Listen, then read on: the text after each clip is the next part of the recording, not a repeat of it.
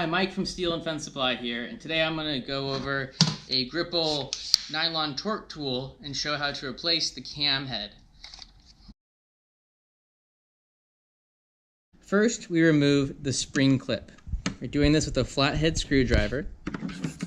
Just going into the groove.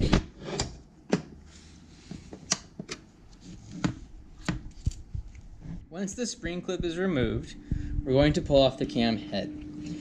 To do this, all we do is pull back tension on the spring and then wiggle it up the shaft.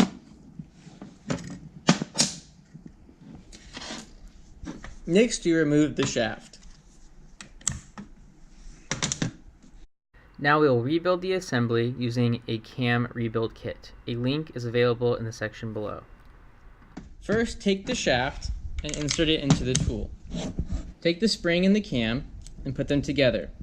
Notice how the spring sits on the cam.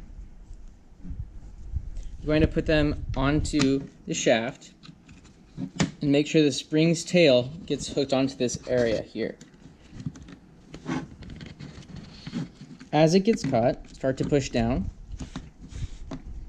As you'll see, it's already starting to grab. Push down further. If you need extra assistance, use your pliers.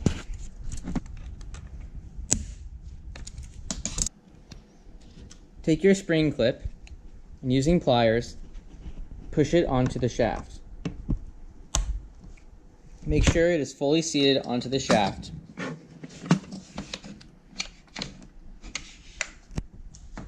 And that's how you replace the cam on a Gripple Torq tool.